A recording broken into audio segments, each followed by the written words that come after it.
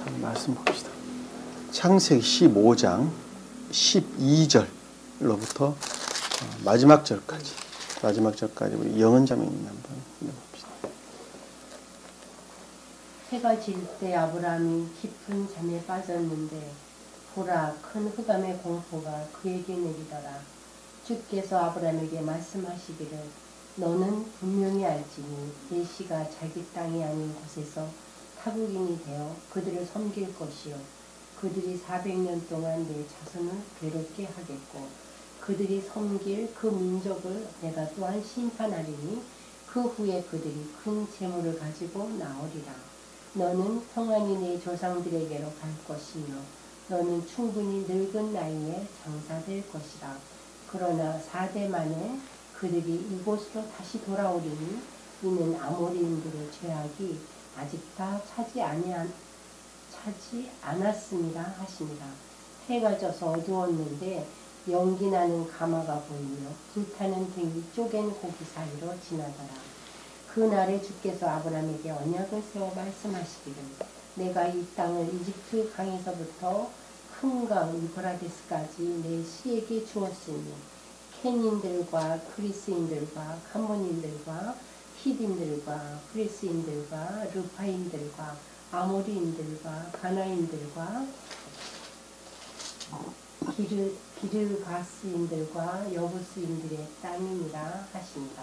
아멘. 네.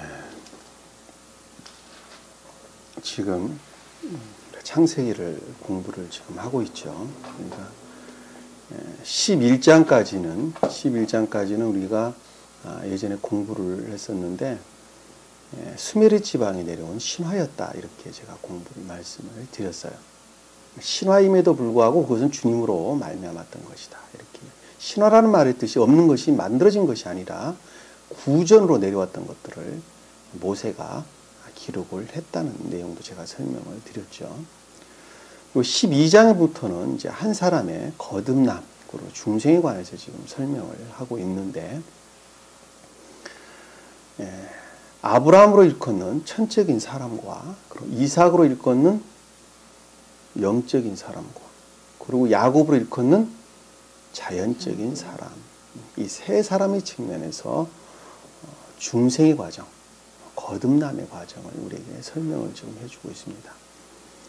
그래서 처음에 여러분들이 이 말씀에 대해서 어떤 개념들이 머릿속에 생기지가 않으면 12장부터 공부를 하는데 지금 벌써 우리가 15장 넘어왔는데 말씀으로부터 머릿속에 어떠한 개념들이 형성되지 않으면, 예를 들면 속사람이 무엇인가에 대해서, 그리고 겉사람이 무엇인가에 대해서, 그리고 내면적인 사람이 무엇인가에 대해서, 그리고 외면적인 사람이 무엇인가에 대해서, 그리고 또 합리적인 사람이 무엇인가에 대해서, 이런 단어들에 대해서, 이런 용어들에 대해서 머릿속에 어떠한 개념이 형성되지 않으면 여러분 나름대로 개념이 머릿속에 형성되어 있어야 돼요. 그것은 여러분들이 지혜대로, 여러분들이 깨닫는 지각의 궤도에서 형성되어 있어야 돼요. 그래야지 그것이 가면서 바뀌어져요. 다시 말씀드리면 내가 생각했던 합리적이었던 것들은 지내놓고 보니까 이런 것들을 가르치는 거구나 라는 식으로 바뀌는 거예요. 처음부터 합리적이라는 말을 명확하게 이해할 수가 없단 말이에요. 한마디로 말하면. 또 속사람이라는 단어에 대해서 명확하게 이해할 수가 없어요. 왜? 그거는 어떻게 눈에 딱 이렇게 손에 잡히는 그런 것들이 아니라 어떤 상태에 대한 설명이기 때문에 그렇습니다. 그러니까 다시 말씀드리면 어떤 용어에 대해서 본인들이 그동안의 가르침을 통한 그 어떤 것으로부터 머릿속에 개념이 형성되어 있어야 한다는 거예요. 그래서 그 머릿속에 형성되어 있던 그 개념들이 공부를 해가면서 제대로 자리를 잡아가게 되는 거예요. 합리적인 사람이라는 것은 이걸 가리키는 말의 뜻이구나. 예전에 내가 생각했던 것은 이거였는데 지내놓고 보니까 그 말이 아니라 이 말이었구나라고 정확하게 자리를 잡아가는 거예요. 그런데 처음부터 그런 것들에 대한 명확한 개념들, 다시 말씀 자기 나름대로의 어떤 명확한 개념들을 머릿속에 담고 있지 아니하면 지금 여기서 가리키는 말은 그냥 허공에다가 내치려는 말 이외에는 아무것도 아니라는 거예요.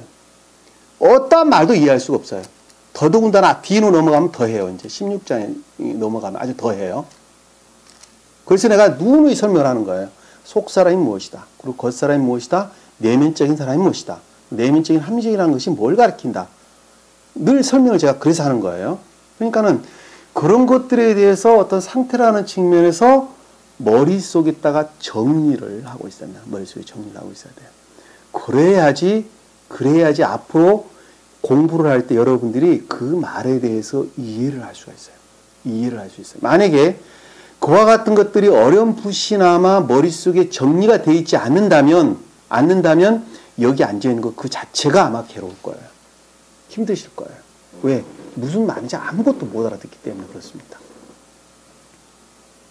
그러니까 12장부터 설명되어진 내용들을 아직 잘 모르겠다 그러면 다시 들으세요. 동영상을 처음부터 다시 들으세요. 다시 들으셔서 머릿속에 개념들을 정리를 하셔야 돼요. 자기 나름대로 정리를 하고 있어야 돼요.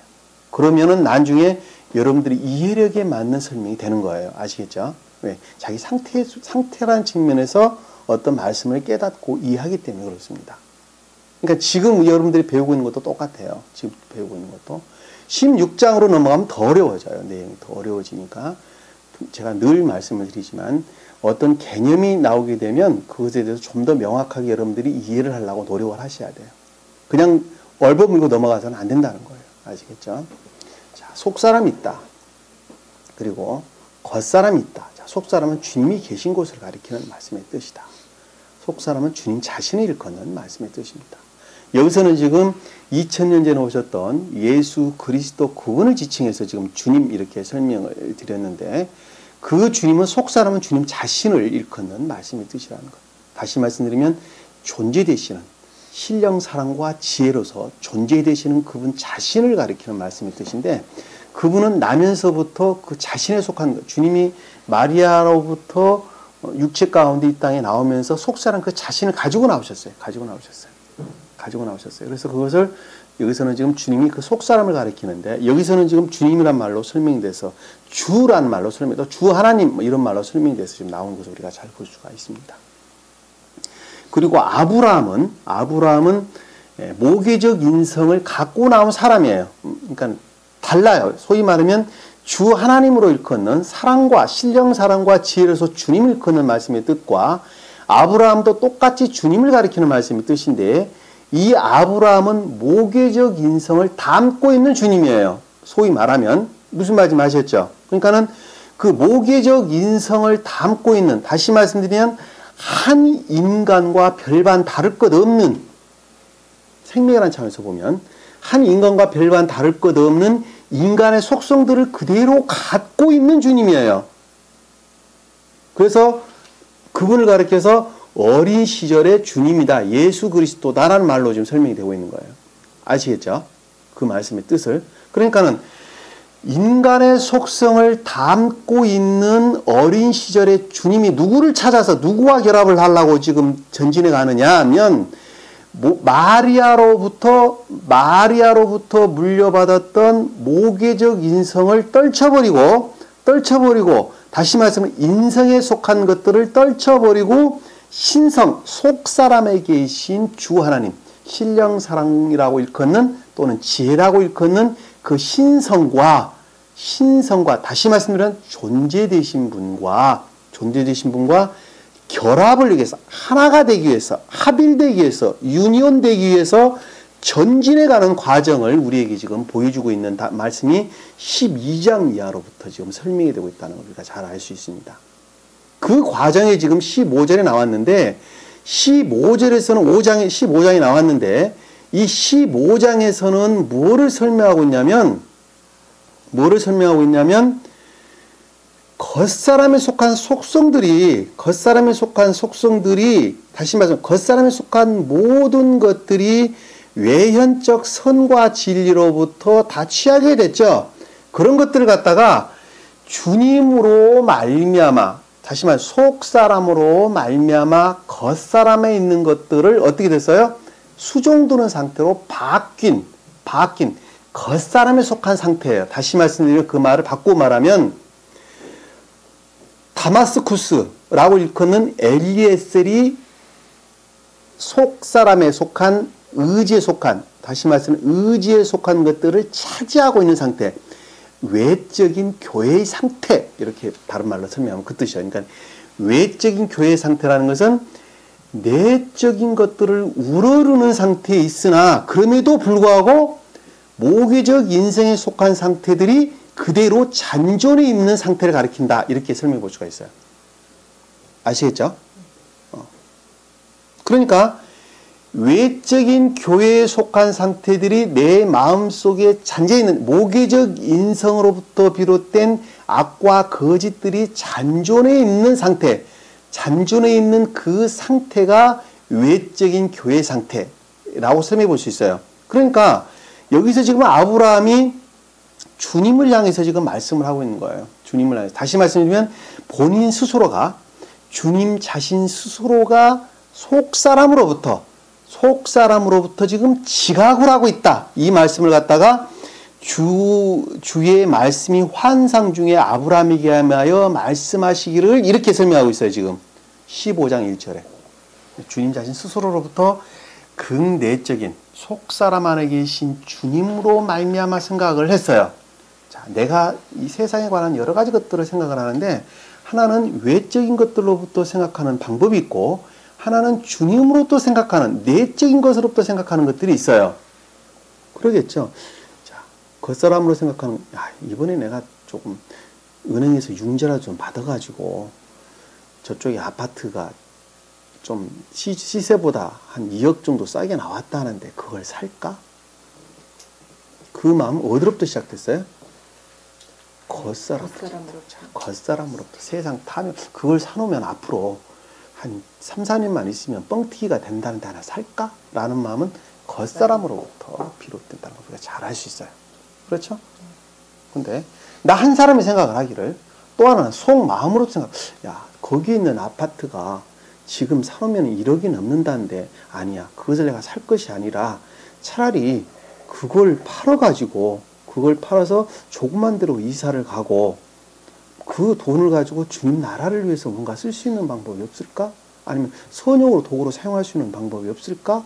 아니면 거기서 좀 더 내가 인테리어를 좀 더 깨끗하게 가꾸어서 많은 사람들을 불러와 집에서 공부할 수 있는 방법은 없을까? 갖가지 방법으로 주님을 위해 생각할 수 있는 방법이 있겠죠. 예를 들어 설명하면 그렇다는 거예요. 그 무엇을 생각을 했어요? 주님으로부터 속사람 안에 주님 그동안에 배우고 익혔던 것들이 내 안에 있었는데 그런 것들로부터 우러나오는 그 어떤 것으로부터 생각하는 방법이 두 가지가 있어요. 하나는 주님으로부터 생각하는 것, 하나는 겉사람부터 생각하는 것. 여기서는 지금 주님으로부터 아브라함에게 말씀 중에 환상 중에 보였다. 말이 환상 중에 보였다는 말씀했듯이 깊은 속사람으로부터 생각했다는 말씀의 뜻이죠. 속사람으로부터. 주님 자신 생각했다는 말씀의 뜻이에요.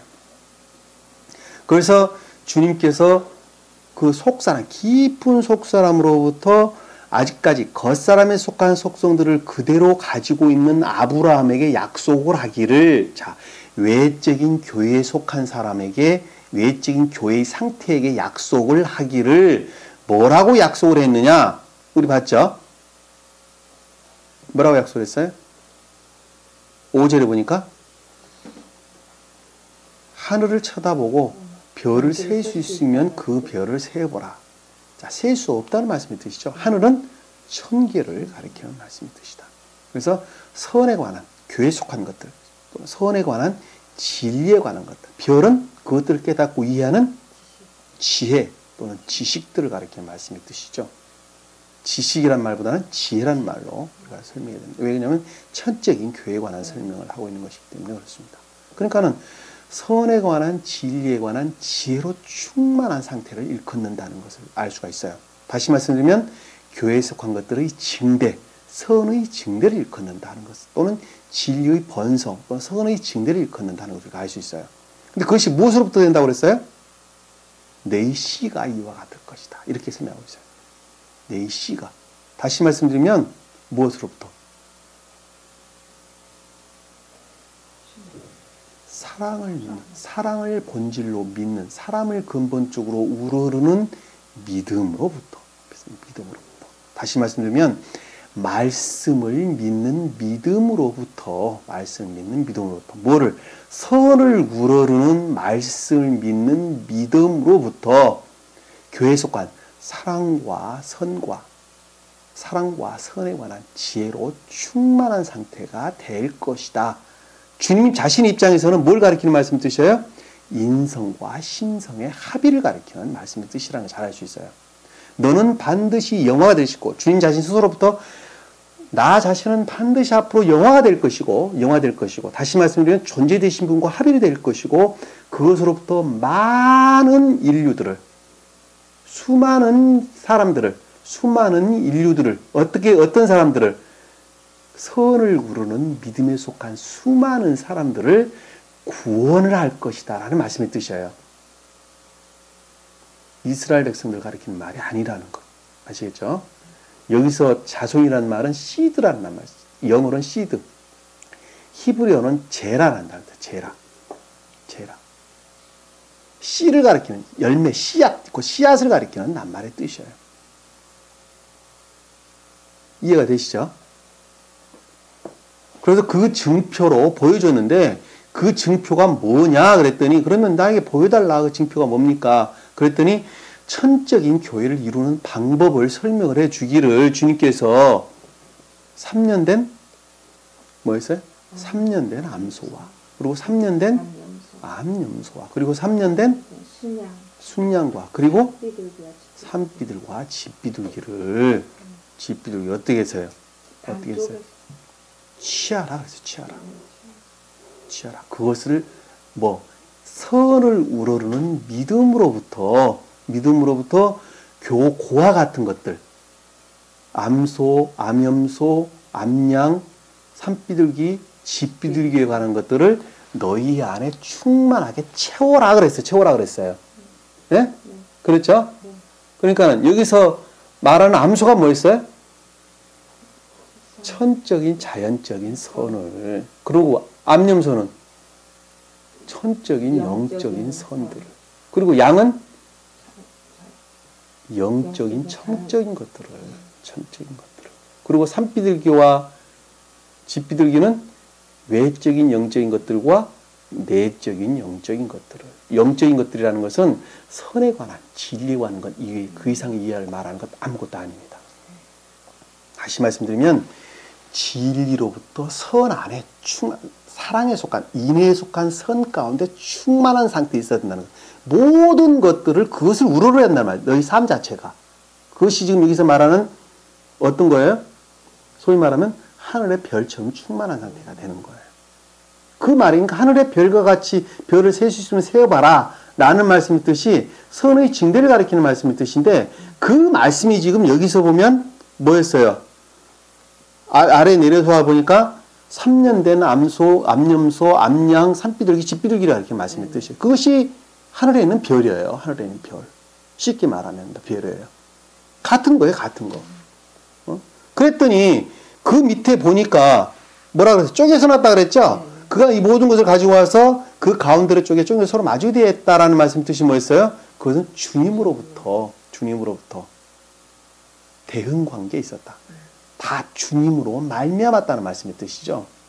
네? 주님으로 말미암았다. 이 대응이라는 낱말과 대꾸법이라는 낱말로 번역자는 설명을 하고 있는데, 이 대꾸법이라는 낱말은 평행론을 가리키는 말씀의 뜻이에요. 그러니까 주님께 하나가 있는 것이 나 안에 하나가 딱 있는 거예요.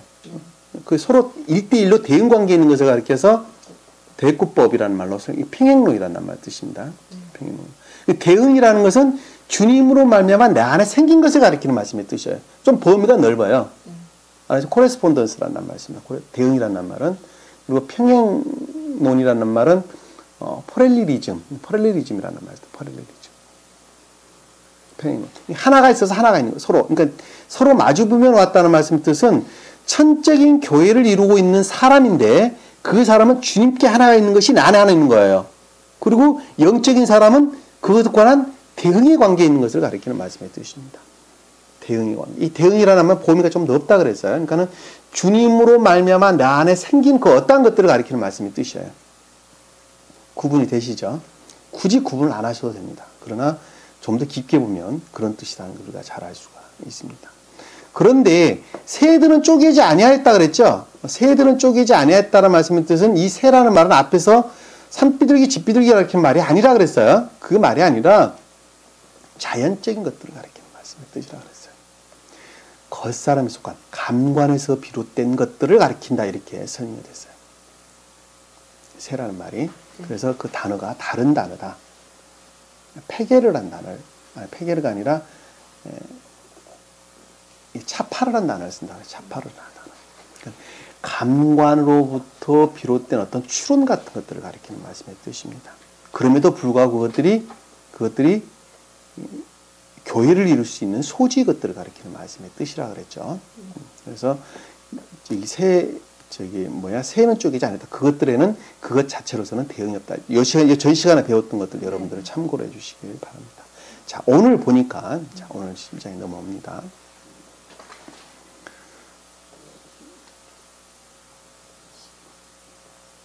이제 머리채 좀 정리가 되셨어요? 자, 여기서 아브라함은 그래서 내면적인 사람이다 그랬어요. 소위 말하면 내면적인 사람. 다시 말씀드리면 외적인 교회를 이루고 있음에도 불구하고 내적인 것들을 우러르는.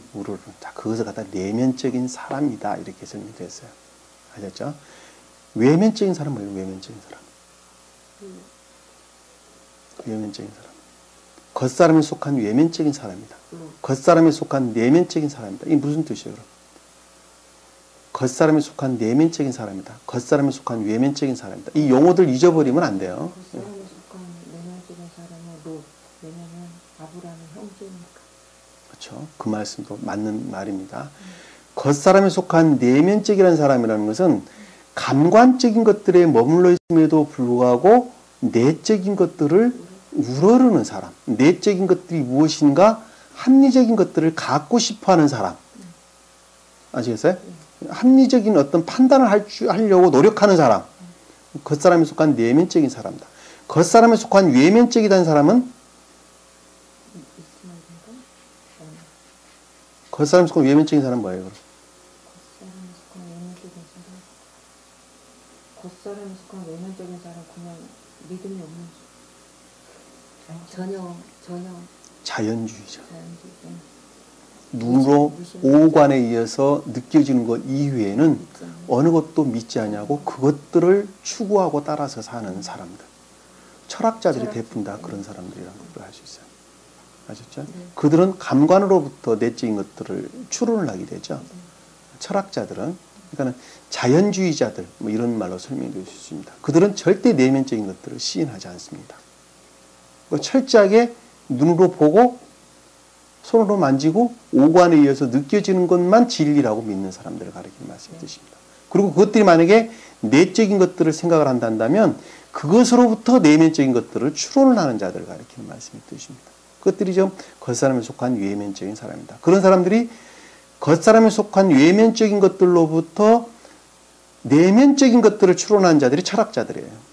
철학자들. 그들은 이 진리에 대해서 시인할 확률이 거의 없습니다. 거의 없습니다. 왜냐하면 그들의 지식으로부터 늘 추론을 하게 되는 것입니다. 그래서 성경에서 그들을 나르는 뱀이다 이렇게 설명했습니다. 나르는 뱀. 날라다녀. 내면적인 것들을 아는 것 같은데 전혀 알지 못하는 날라다니는 뱀이다. 이렇게 설명을 하고 있는 것입니다. 오늘 말씀 보도록 합니다. 자, 12절에 보니까 해가 질 때에 오늘 말씀이 들어가는데 12절에 보니까 해가 졌다, 질 때에 이르렀다는 말씀을 뜻이죠. 해가 졌다라는 말씀의 뜻은 해는 주님의 사랑을 뜻한다 그랬죠. 해가 질 때라는 것은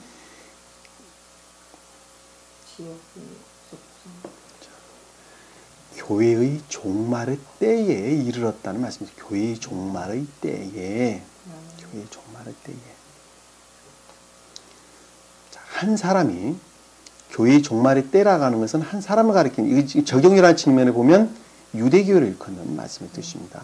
그러나 한 사람이라고 보면 유전하게 속한 거짓된 속성들 또는 거짓된 교리의 가르침으로부터 형성됐던 그 어떠한 것들이 마지막 종말의 때를 가리킨다는 것도 잘 알 수 있어요. 아시겠죠? 여기서 지금 주님 입장에서 보면 영화들. 마리아로부터 물려받은 모계적 인상에 속한 것들이 종말의 때를 가리킨다는 것을 알 수 있어요. 아셨죠? 십자가 못 박힐 때는 아니에요. 아니에요. 그것들은 종말의 때. 왜냐하면 그것들의 종말로부터 새로운 것들의 시작을 가리키기 때문에 그래요.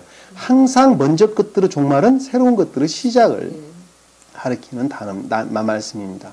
그러니까 여기서 지금 해가 질 때에 라는 말씀의 뜻은 그동안 외면적 교회에 속한 것들의 종말을 고할 때를 가리키는 말씀의 뜻이에요.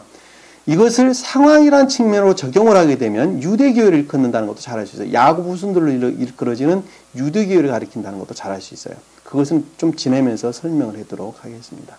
자, 해가 질 때 아브라함이 깊은 잠에 빠졌는데 깊은 잠에 빠졌다라는 것은 완전히 악과 거짓 가운데 남았다는 말씀이죠. 잠이라는 것은 뭐예요? 죽음을 말하는 거니까. 네. 잠. 내가 잠잔다. 활동이 없는 것이죠. 그 언어를 보면 떨어지다, 추락하다 라고 하는 악과 거짓 가운데 남아있는 상태를 가리키는 말씀입니다. 나팔이라는 단어를 씁니다. 나팔. 빠졌는데 보라 큰 흑암의 공포가 그에게 내리더라.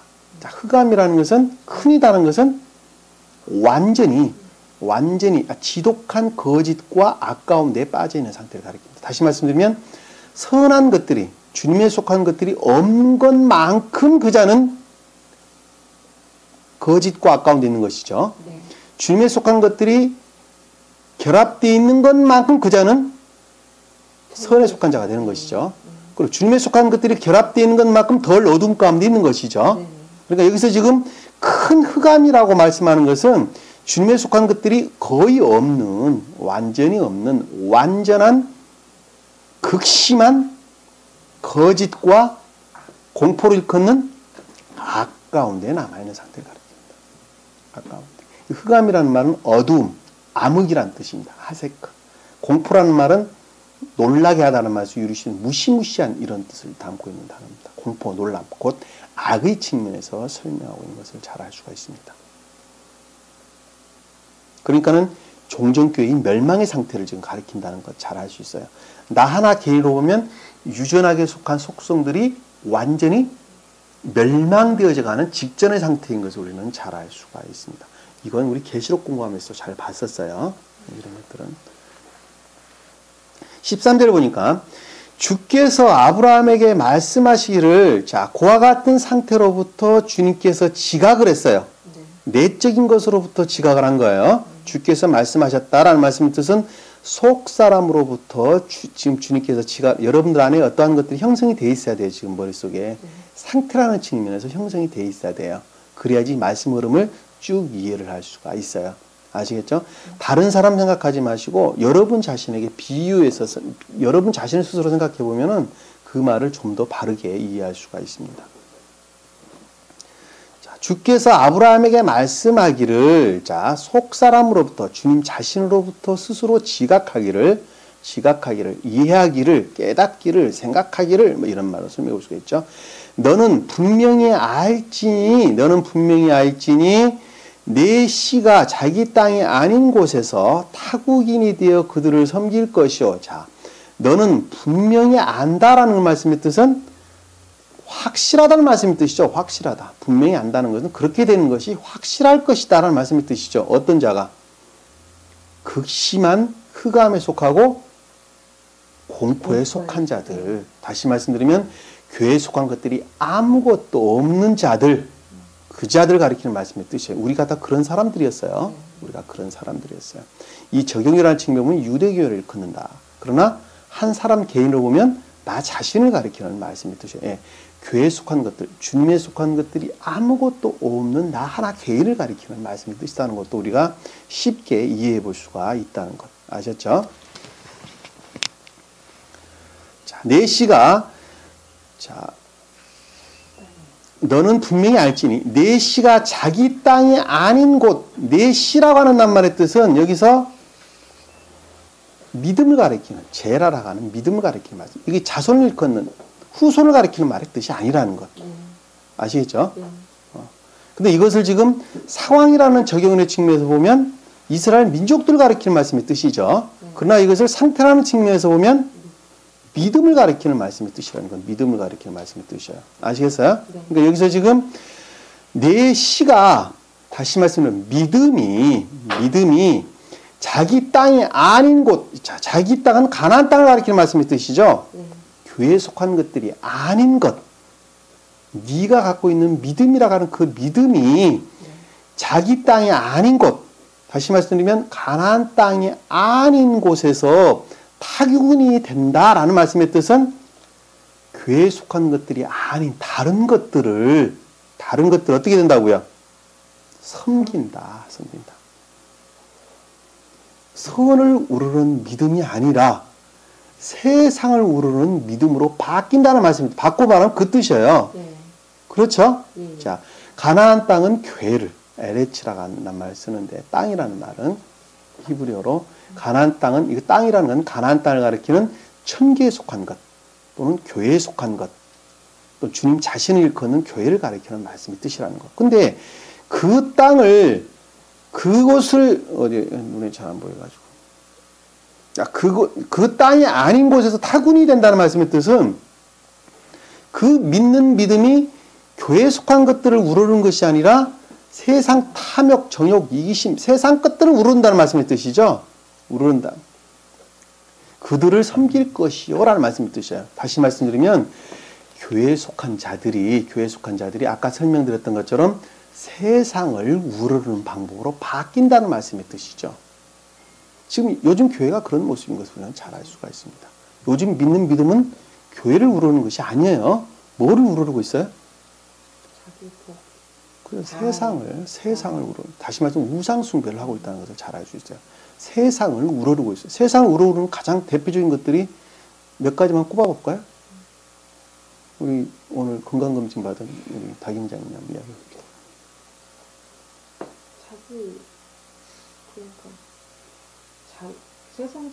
세상을 살아가는데 필요한 것을 구하는 모든 것들. 구체적으로 한 가지만 설명한다. 일단 물질의 복. 그렇죠. 건강의 복. 그렇죠. 또? 자녀의 복. 네, 갖가지. 그런 것들을 일컫는 말씀드리죠. 믿는 믿음이 하나님을 믿는 믿음으로부터 저희가 세상적으로 영화를 누리고 살 것이라고 생각을 한다는 것이죠.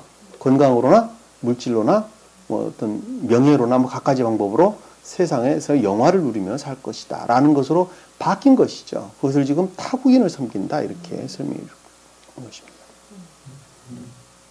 타국인이 되어 그들을 섬길 것이다 라는 말씀이 뜻이죠. 교회가 아닌 다른 것들을, 교회를 우러대야 될 그 믿음이 다른 것들을 지금 우러르게 된다는 말씀의 뜻이라는 걸 잘 알 수가 있습니다. 그들이 400년 동안의 그 자손을 괴롭게 하겠고자, 그들이 400년 동안이라는 것 말씀의 뜻은 그와 같이 세상을 우러르는 교회에 속한 것들이 아닌 다른 것들을 섬기는 그들이 뭐를 한다고요? 400년이라는 말의 뜻은 시험 기간과 상태를 가리키는 말씀의 뜻이죠. 400년이라는 건 시험의 기간과 상태를 가리키는 말씀. 시험을 겪는다는 말씀, 뜻이죠. 그리고 뭐를 괴롭게 한다고요? 내 자손을 괴롭게 한다. 이 자손이라는 말의 뜻은 뭐예요? 교회에 속한 것들을.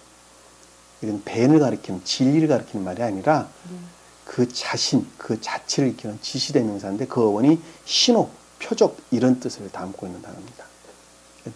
교회에 속한 것들을 괴롭게 하겠고, 괴롭게 한다는 말씀의 뜻은 못 살게 구는 것을 가리키는 것이 아니라 그것들을 노력을 가하여 힘을 쓰다, 노력을 가한다 이런 말로 우리가 설명해 볼 수가 있는데, 다시 말씀드리면 교회에 속한 것들로부터 그런 것들을 취하게 된다는 말씀입니다. 취하게 된다. 이런 말로 설명해 볼 수가 있습니다. 이 400년이라고 하는 단어는 40이라는 단어와 4라는 숫자가 똑같은 한 가지 의미를 담고 있는 것입니다. 이스라엘 백성들이 이집트에서 400년 동안 있었던 게 아니에요. 아브라함으로부터 400년 동안, 아브라함이 이집트로 간 것으로부터 430년 동안 있었습니다. 400년이 아니에요. 출애굽기에 보면 정확히 나와요. 출애굽기에 보면 400년이 아니라 430년을 있었던 것을 우리가 잘 알 수가 있습니다. 이 400이라는 단어는 시험의 상태와 기간을 뜻한다는 거예요. 교회에 속한다는 사람들이 믿는 믿음으로부터 세상을 우러르는 것으로부터 시험의 상태에 놓이게 될 것이라는 것이죠. 소위 말하는 시험의 상태에 놓이게 될 것이다. 그래서 교회에 속한 것들을 못 살게 군다. 괴롭게 한다는 말씀은 그것들을 모독하고 유하고 더럽힐 것이다. 괴롭게 군다. 힘을 쓰다. 뭐 어떤 것들에 노력을 가하다. 이런 뜻을 담고 있는 안하라는 단어를 썼네요. 그러면 괴롭게 하겠고라는 말씀 뜻입니다. 그들이 섬길 그 민족을 그들이 섬길 그 민족이라는 것은 뭘 섬긴다는 거예요? 고이. 히브리어로 고이라는 단어를 씁니다. 헬라어로는 에드노스라는 단어를 쓰는데 악을 가리키는 말씀 뜻이죠. 자, 그 민족을 섬긴다는, 그들이 그 민족을 섬긴다는 말은 선 대신에 뭐를 반대의 뜻으로 악을 우러른다는 말씀의 뜻이죠. 악을 우러를 것이며 또 내가 또한 심판하려니, 자, 그들이 섬길 그 민족을 내가 심판한다는 것은 주님으로 말미암아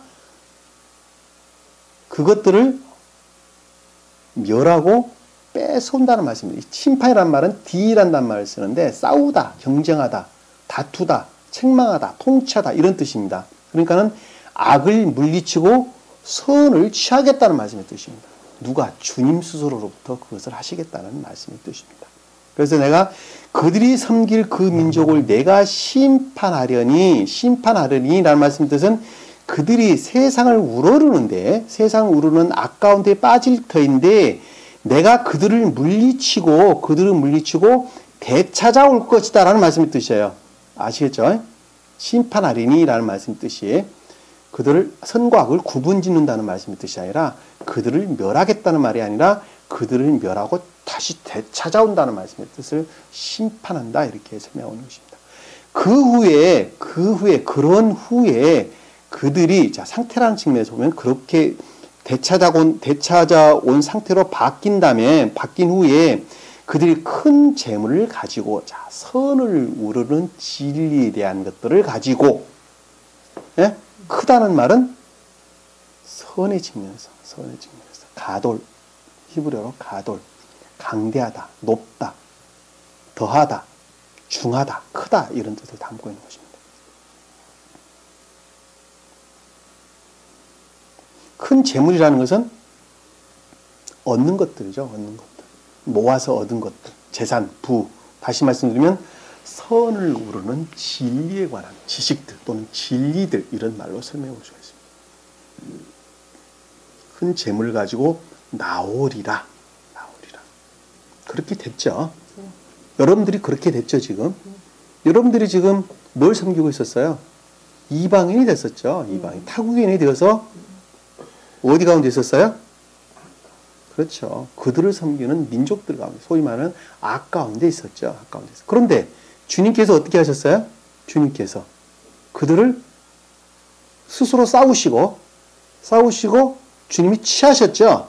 취하셔서 어떻게 됐어요? 이제는 선을 우러르는 진리 가운데로 나왔죠. 여러분들이 지금 그러고 있는 거예요. 여러분 상태라는 측면에 보면 여러분 자신들을 지금 일컫는 말씀의 뜻이라는 걸 잘 알 수가 있어요. 그러니까 성경은 지식으로만 아는 것은 아무 소용이 없다고 제가 말씀을 드리는 겁니다. 그냥 도구에 지나지 않는 거예요. 아무런 생명도 없는 것입니다. 여기서 지금 큰 재물을 가지고 나오리라라는 말씀의 뜻은 선을 우러는 진리에 속한 것들 또는 진리의 지식들로 나올 것이다. 그것들로 나오게 될 것이다 라는 말씀의 뜻이죠. 자, 13절 보니까 너는 평안히 내 조상에게로 갈 것이며, 평안히 내 조상에게로 간다는 말씀이 뭔 뜻이에요? 평안히. 이 조상이라는 말은 아부, 선을 이룬다는 말씀의 뜻이죠. 선, 온전한 선을 이룰 것이라는 말씀의 뜻입니다. 평안이라는 말은 아무 해가 없는, 위해가 없는 평안. 평안이 내 조상에게로 갈 것이며 라는 것은 온전한 선을 이룬다. 이 조상이라는 아브란 단어를 쓰는데 이 아브란 단어가 아버지란 뜻입니다. 아버지에게로 간다라는 말씀을 뜻이에요. 아버지. 히브리어 알파벳 첫 자가 아부입니다. 곧 너의 아버지에게로 간다. 다시 말씀드리면 온전한 선을, 인애에 속한 사랑, 또 사랑에 속한 선을 이룰 것이라는 말씀을 뜻이에요. 사랑에 속한 선을 이룰 것이며 에로 갈 것이며 라는 말씀의 뜻이에요. 무엇으로부터? 선을 우러르는 진리에 속한 것들 또는 진리를 아는 지식들로부터 온전한 선을 이룰 것이며 너희는 충분히 늙은 나이에 장사될 것이다 라는 것은 너희는 좋게 늙어 장사할, 원어를 보면 그런 뜻이에요. 너희는 좋게 늙어 장사할 것이다 라는 것은 어떠한 악과 거짓들의 위해로부터도 보호가 될 것이고 그것으로부터 천계로 갈 것이다. 다시 장사된다는 말씀의 뜻은 성경에서 새로운 삶을 가리키는 말의 뜻입니다. 사람이 죽으면 장사하는 것이죠. 예. 사람이 죽으면 장사하는 것인데 이 죽음은 끝이 아니라 새로운 삶의 시작이라는 거예요. 우리 죽음이라고 하는 것은 육체를 버리는 것에 지나지 않는 것입니다. 영적인 것은 그대로 살아있는 거예요. 다시 말씀드리면 내 영이 육에 매여 있었는데 매여 있는 육을 버리는 거예요. 사실은 굉장히 기쁜 일입니다. 굉장히 기쁜 일. 죽음이라는 것이 굉장히 기쁜 일이에요. 우리가 감관의 시각에 머물러 있기 때문에 육을 버리는 것이 두려운 거예요. 그러나 영적인 시각을 가진 자들은 육에 매여 있는 내 영을 어떻게 하는 거예요? 해방시키는 거예요. 내 영을 해방시키는 거예요. 그러니까는 그것으로부터 새로운 삶이 시작되는 것입니다. 새로운 삶. 늘 나는 선을 우러르나 이 육이라는 것으로부터 세상을 우러르는 마음이 생기게 된단 말이에요. 그래서 그것을 벗는 순간에 육이라는 것을 벗는 순간에 오히려 지혜로 충만한 상태로 바뀐다는 것을 알 수 있어요. 왜? 매여 있는 것으로부터 풀리는 것만큼 자유를 얻는 것이기 때문에 그렇습니다. 그러겠죠? 그러니까 우리가 죽음을 두려워하면 돼요? 안 돼요? 안 돼요. 그건 나도 죽음을 두려워하는 마음이 있어요. 사람이니까. 그러나 그것을 번 것만큼 거듭난 자고 중생하지 않은 것을 잘 알 수 있어요. 이 장사라는 말은 죽음을 뜻하는 말이 아니라 새로운 삶을 가리키는 말씀의 뜻입니다. 성경에서는 어디서나 다 장사라는 말은 그 같은 뜻을 담고 있는 것입니다. 그러나 지옥의 영들은 그것으로부터 완전한 멸망을 가리키는 말씀의 뜻이라는, 다시 말씀 심판의 부활을 가리키는 말의 뜻이라는 것도 잘 알 수 있습니다. 그들도 심판의 부활로 새로운 삶을 사는 거죠. 지옥의 영으로서. 그러니까 여기서 지금 보면 충분히 늙은 나이에 장사될 것이며 라는 것은 장사된다. 장사된다는 것은 어떤 유해로부터 더 이상 해가 없이 천계로 간다는 말이죠. 천계로다. 다시 말씀드리면 구원을 뜻한다는 것을 잘 알 수가 있습니다. 장사될 것이라. 그러나 4대 만에 그들이 이곳으로 다시 돌아오리니, 4대 만에 돌아온다는 말씀의 뜻은 자연적인 뜻으로 보면 아브람, 이삭, 야곱의 후손들을 일컫는 말씀의 뜻이죠. 근데 여기서 지금 그 뜻을 가리키는 말이 아니에요. 자연적인 뜻, 곧 역사적인 뜻으로 보면 그 뜻을 담고 있으나, 그러나 여기서 지금 영적인 뜻으로 보면 그 뜻을 담는 것이 아니라 시험을 통해서만이에요. 시험을 통해서만. 4대라는 말은 40과 같은 뜻이에요. 그리고 400과 같은 뜻이에요. 시험과 시험의 상태를 가리키는 말씀의 뜻입니다. 시험의 상태와 기간을 나타내는 말씀의 뜻이에요. 이 4대만이라는 나라는 뜻입니다. 4대만. 이 4라는 것은 시험을, 대만이라는 말 뜻인데 합정으로 되어 있는데, 이 대만이라는 것은 그 어원을 보면, 이 4대만이라는 말이 그 어원을 보면 네모가 반듯하게 된, 네모 반듯한 이런 뜻을 담고 있는 거예요. 4라는 숫자가. 어원이 그래요. 다시 말씀드리면 상태에 속한 시험을 가리킨다는 걸 잘 알 수가 있어요. 다른 말로 계도에 속한 시험을 가리킨다는 걸 잘 알 수 있어요. 그것은 네모가 반듯하다라는 말씀의 뜻은 주님의 공의 또는 정의를 가리킨다고 제가 설명을 드렸었죠. 계시록에서 우리 한번 살펴봤었죠. 이 4다라고 하는 것은 네모가 반듯한 그 어원이 그것으로 이루어진 말의 뜻입니다. 그러니까 시험이 기간과 상태를 끄는 말씀의 뜻인데, 그 말씀들은 반드시 사람이 궤도에 일치한 시험을 겪는다는 말씀의 뜻을 우리에게 설명해 주고 있다는 것을 잘 알 수가 있습니다. 그래서 4대 만에 그들이 이곳으로 다시 돌아오리니 라는 말씀의 뜻은 온전한 교회, 다시 가나안 땅을 또는 장사 지내는 상태로 앞에서 말하는 새로운 영계로의, 청계로의 입류를 가리키는 말씀의 뜻이죠. 이곳이라는 말씀의 뜻은 이해가 되세요? 네. 자, 이곳으로 다시 돌아오리니 라는 말씀의 뜻은 가나안 땅으로 돌아오리니 또는 장사라고 일컫는 어떤 것도 유해가 없는 구원의 상태로 돌아오리니 라는 말로 설명해 볼 수가 있죠. 그렇죠? 무엇을 통한? 시험을 통한, 반드시 시험을 겪고 난 다음에 그것을 이룬다는 말씀의 뜻이에요. 시험을 겪지 않으면 어느 누구도 거듭남의 대열에 들어설 수가 없어요. 시험을 반드시 겪는 것은 필수 조건이에요. 주님도 그러셨어요. 주님도 육체 가운데 오셔서 그 시험의 과정을 통해서 인성과 신성이 합일되시는, 영화되시는 과정을 겪었다는 우리가 말씀의 가르침을 통해서 그동안 잘 배웠습니다. 그래서 반드시 시험을 겪어야 된다. 내가 시험을 겪고 있지 않다라고 하는 것은 그 사람은 거듭남의 대열에 들었을 사람뿐만이 아니라 쓰지 않았을 뿐만이 아니라 설령 이 말씀을 배우고 있다 하더라도 그냥 지식적으로 또 세상 학문적으로 배우고 있는 사람이라는 것을 우리는 명확하게 이해할 수가 있습니다. 자기 자신을 한번 되돌아보세요. 내가 이 말씀의 가르침을 통해서 지금 내가 시험 가운데 있는가? 아니면 시험을 겪지 않는 가운데 있는가? 생명이라는 차원에서 내가 시험을 겪고 있습니다. 라는 말씀이 자기 자신 스스로부터 그것을 인정이 된다면 그는 이미 중생의 대열에 들어선 사람입니다. 그러나 그러한 시험을 나는 전혀 겪고 있지 않습니다.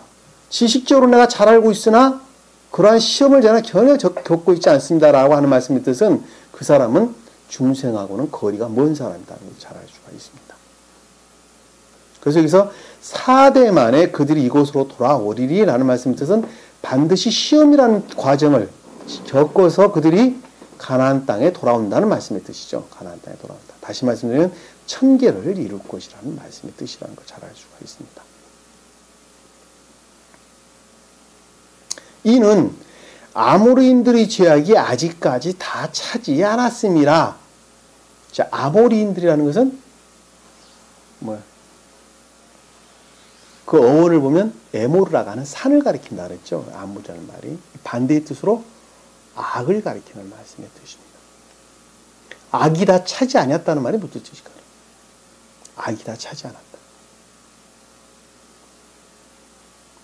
악이 다 차지 않았다.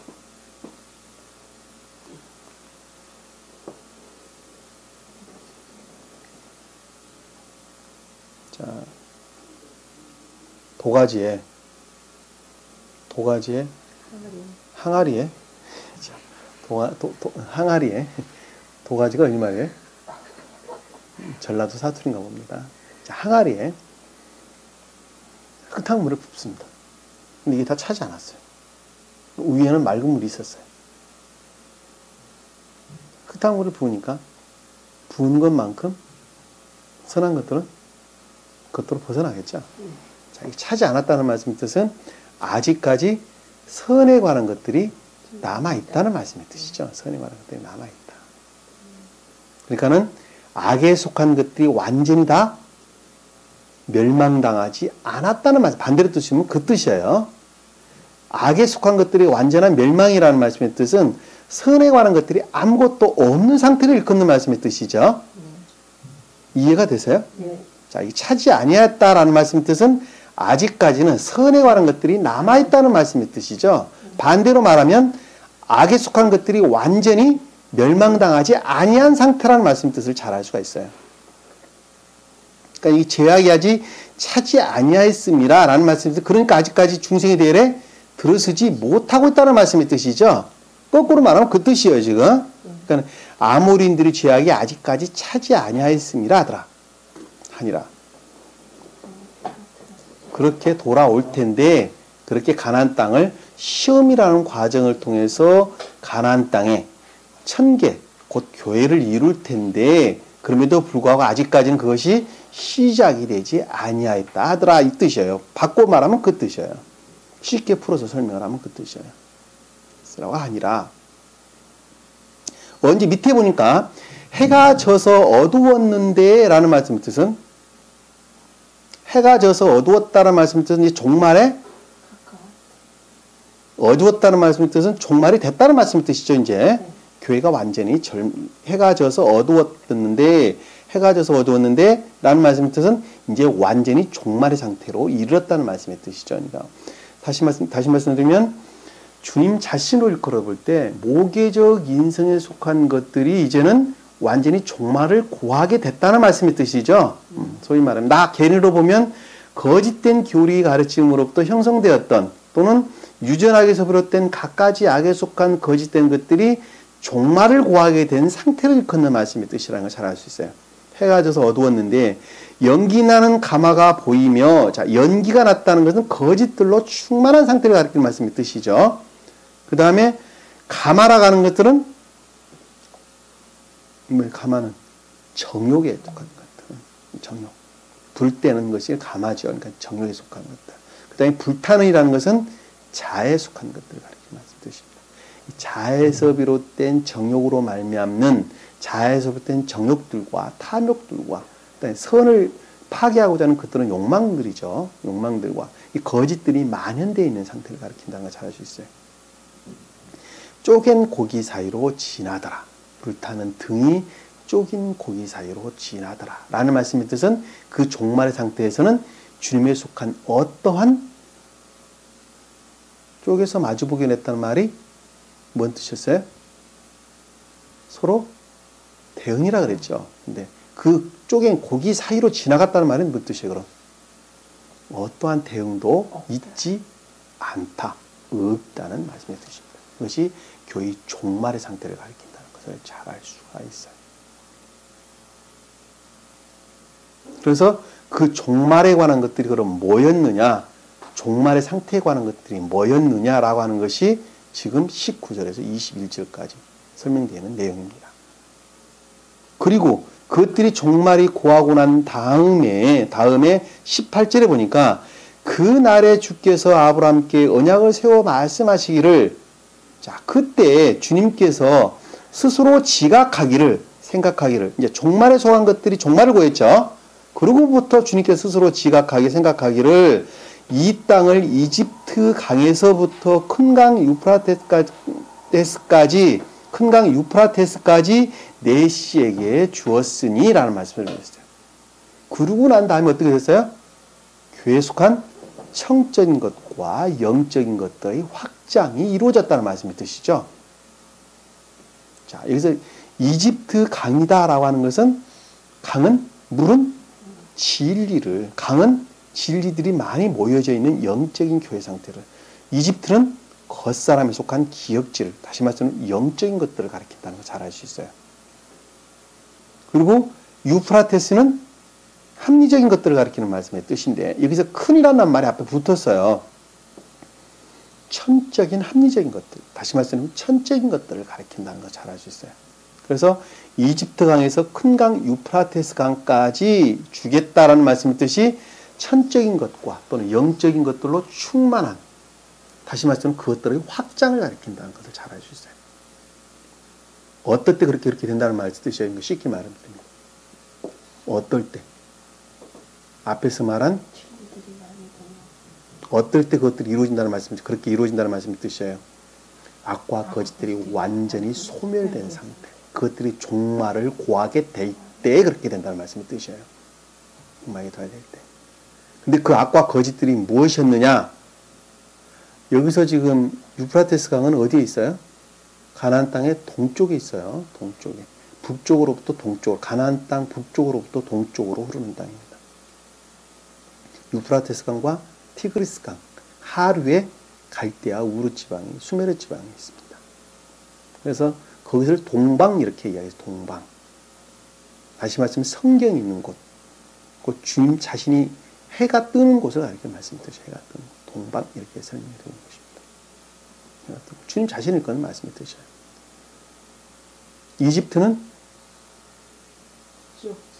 가나안 땅의 남쪽에 있는, 서쪽으로는 지중해가 있습니다. 북쪽으로는 레바논, 지금으로 보면 시리아. 그렇죠. 시리아는 동북쪽 터키 지방을 가리키는 말씀이 뜻입니다. 그리고 요르단 북쪽 일컫는 말씀의 뜻이죠.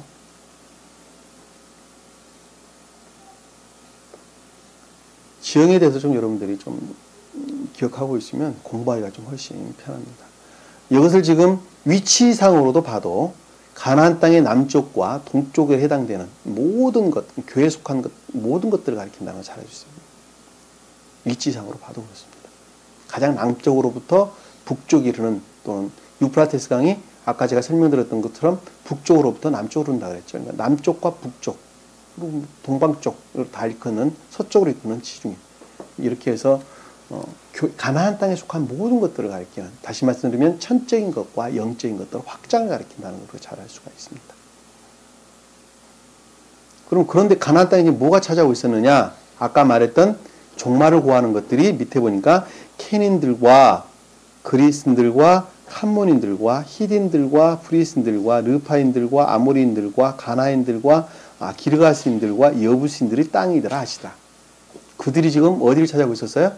가나안 땅을 찾아오고 있었는데 그것들이 종말을 고했다 이 말이에요. 고했다. 그러고 난 다음에 주님께서는 천적인 것과 영적인 것들의 확장을 가리키는 말씀의 뜻입니다.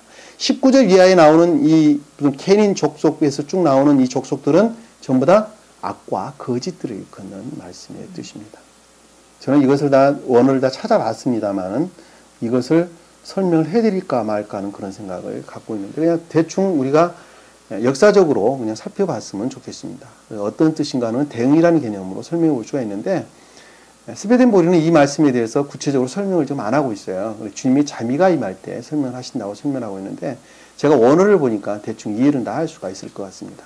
이 겐족속들은 가인의 후손들입니다. 가인의 후손. 그 어원이 가인이라는 낱말의 뜻을 담고 있는 것입니다. 겐족속. 그 어원이 가인이라는 뜻입니다. 가인이 그 어원을 담고 있어요. 가인이 누구였어요? 노아의? 아니죠. 아담의 첫째 아들이죠. 아담의 첫째 아들이 가인이었죠. 아담의 첫째 아들이 가인. 이 겐족속들이 아담의 첫째 아들 가인이라는 낱말이 그 어원에서 유래된 것입니다. 다시 말씀드리면 가인, 앞에 말하는 켄족속, 케인 족속들을 가리킵니다. 케인들이라고 일컫는 말씀. 가인이 어떤 사람이었어요? 인에서 분리된 믿음만에 속한 자들을 가리키는 말씀이 뜻이죠. 간문 족속들은 뭐였어요? 간문 족속은 동쪽의, 동방의 이런 뜻을 담고 있는 건데 팔레스틴의 한 부족 이름을 가리키는 말씀의 뜻입니다.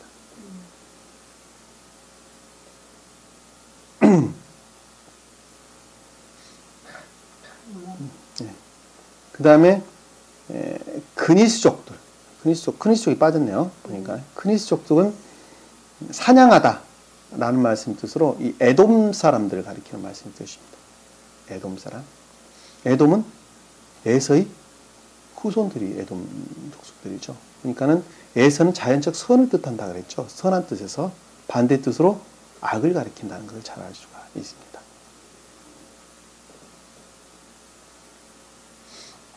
그 다음에 히딘들은 해족소를 가리키는 말씀이죠. 해족소, 히딘들.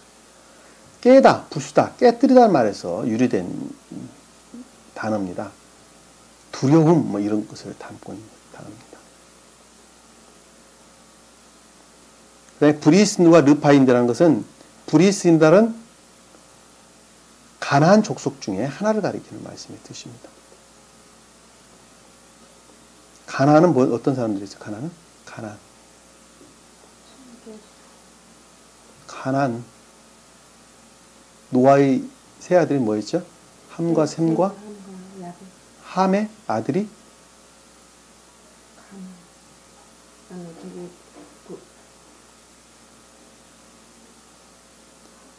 함의 아들이 누구였어요? 뭐 있잖아. 함의 아들이 가나안 아니었어요? 아 맞아요. 네? 맞다. 맞아요. 그럼 봐봐요.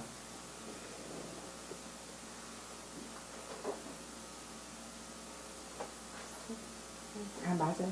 네? 맞다. 그러면 함에 어떤 사람이 있어요? 진리의 무지로 인외분리 믿음 가운데 있으면서 외적 예배마저도 더럽혀서. 그렇죠. 함, 가나안이 그런 민족을 가리키는 말씀이 뜻입니다. 거짓을 가리킨다는 걸 명확하게 우리가 이해할 수가 있죠.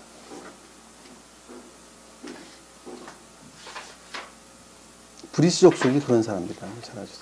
르바인들은 우리가 아까 예전에 우리가 한번 살펴봤던 말씀의 뜻인데 거인들을 일컫는 말씀의 뜻이죠. 르바족 속. 그러니까 여기서 지금 보면 히딘들과 브리스인들과 르바인들은 네피림을 가리키는 말씀의 뜻이라는 걸 잘 알 수가 있어요. 지독한 악과 거짓들을 가리키는 말씀의 뜻입니다. 소위 말하면 거짓된 교리 가르침으로부터 어떠한 것들도 거짓된 교리 가르침 확신으로부터 어떠한 것도 시인하지 않냐고 그들 스스로로부터 종지적인 믿음 가운데 빠져있는 자를 가리킨다는 걸 알 수 있어요. 그것들로부터 그들은 세상에 탐욕을 취하는 자들, 말씀에 속한 모든 것들을 이유하고 석금질하는 자들을 가리키는 말씀의 뜻이라는 걸 잘 알 수 있어요. 21절에 보니까 아모리인들과 가나인들과 기리스인들은 아모리인들은 아까 설명봤죠? 에모르라고 하는 산이라는 말로도 이루어졌기 때문에 자아에 속한 것들을 가리킨다는 걸 잘 알 수 있어요. 가나인들이라는 것은 아까 가나안이라는 말의 후손들을 가리키는 말씀의 뜻입니다. 함의 아들이 가나안인데 가나안 후손들을 가리키는 말씀의 뜻이에요. 기르가스인들은 뭐예요? 기르가스인들. 가나안 원주민을 가리키는 말씀의 뜻입니다. 여부수인들은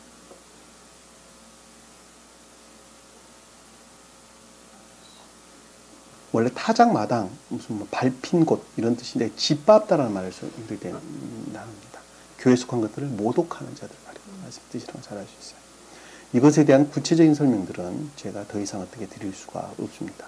여러분들은 대응이라는 개념으로부터 어느 정도 유추해 볼 수 있다는 것을 우리가 명확하게 알 수가 있습니다. 한마디로 말씀드리면 19절부터 21절까지 기록된 말씀들은 가나안 땅을 점유하고 있었던 악과 또 악에서 비롯된 거짓들, 또 종지적인 것들, 네피림에 관한 것들, 이런 것들 위에는 다른 것들을 가리킨 것이 아니라는 것을 우리가 쉽게 이해할 수가 있습니다. 그래서 그것들이 완전히 멸망을 당하면, 그런 것들이 완전히 종말을 고할 때 이집트 강에서부터 큰 강 유프라테 강까지 누구에게 준다고요? 내 씨에게 주라. 이 씨라는 말씀의 뜻은 무슨 뜻이에요? 씨가 믿음. 여기서 내 씨가 어떤 자에게 준다는 말씀의 뜻이에요? 믿음. 네 후손들에게 준다는 말에, 내 아들들에게 주겠다는 말에 믿음. 제라라고 하는 믿음을 갖는 자들에게, 서원을 우르는 믿음을 갖는 자들에게 청적인 것과 영적인 것으로 충만한 그것들의 확장을 일컫는 말씀의 뜻이라는 걸 잘 알 수가 있습니다. 무엇을 버리는 자들에게? 아까 위에서 말씀드렸던 19절부터 21절까지 악에, 또 악에서 된 거짓들, 또는 종지적인 것들, 또 네피림에 관한 것들, 이런 것들을 다 물리치는 자들에게 그런 것들을 허락을 하시겠다. 그래서 너희가 편안히 조상에 또는 장사진에게 될 것이다 라는 말을 우리에게 지금 설명을 주고 있는 것입니다. 그러면 구원받는 자라 하는 것은 말씀이 가르침으로부터 반드시 시험의 과정을 겪어야 되고, 시험의 과정을 통해서 악과 거짓들을 반드시 물리쳐야 하고, 그것으로부터 온전히 주님 나라를 이루는 자가 구원의 대열에 들어간다는 것을 우리가 명확하게 이해할 수가 있습니다. 그런 자들을 위해서 주님께서는 인류에게 사랑을 베푸셨고, 또 주님께서는 이 땅에 육체 가운데 오셨다는 것을 우리가 자명한 사실입니다. 그러기 위해 주님께서 오신 거예요. 그러기 위해서. 그것을 이루시기 위해서 주님께서 스스로 인간의 몸으로 이 땅 가운데 오셨고, 그 어려운 것을 주님 스스로부터 감당을 하셨다는 것은 자명한 사실이라는 것을 우리가 잘 알 수가 있습니다. 그래서 우리는 주님께 그저 감사할 따름입니다. 감사할 따름입니다. 주님께 이 땅에 오시지 않으셨다면 우리는 어느 누구도 구원을 받을 수가 없어요. 그래서 없는 거예요. 오늘 말씀을, 가르침을 다시 한번 깊이 각인을 하시고, 주님께서 우리에게 주신 그 말씀을 그냥 겉으로 듣고 흘려버리면 아무 소용이 없습니다. 내 생명으로 가져야 돼요. 여기서도 지금 씨라고 하는 것은 믿음을 우르르는 자를, 선을 우르르는 믿음을 갖는 자를 가리킨다는 걸 우리가 잘 알 수가 있습니다. 교회를 이루기 위한 믿음을 갖는 자를 가리킨다는 것 또한 우리가 반드시 머릿속에 담으셔야 됩니다. 단순한 믿음을 가리키는 말이 아니라는 것을 우리가 다시 한번 머릿속에 깊이 새겼으면 좋겠습니다. 16장부터는 여러분들이 그동안에 배웠던 것들로부터 계속적으로 지금 진행이 되는데 용어들이 많이 등장을 합니다. 많이 등장을 하는데 그동안에 여러분들이 배웠던 것들을 어느 정도 머릿속에 정리가 되어 있지 않으면 16장부터 공부하는 데 조금 어려워집니다. 제가 아주 쉽게, 아주 알아듣기 쉽게 설명을 하려고 굉장히 노력을 하고 주님께 지혜를 구합니다만은 그래도 어려워요. 머릿속에 어떤 영적인 개념들이 형성되지 않으면 절대로 설명될 수가, 이해될 수도 없습니다. 여러분들이 반드시 동영상을 12장부터 다시 들으세요. 계속 몇 번씩 더 들으셔서 나름대로 머릿속에 정리가 되어 있어야 된다는 것. 다시 한번 말씀드리고 오늘 주신 말씀 머릿속에 깊이 각인하시고 한 주간도 승리하는 저 여러분 되기를 간절히 축원합니다. 자, 기도합니다. 사랑의 주님, 오늘 주님께서 저에게 귀한 말씀 주신 것 감사드립니다. 오늘 주신 말씀 마음속 깊이 간직하게 하시고 그것으로부터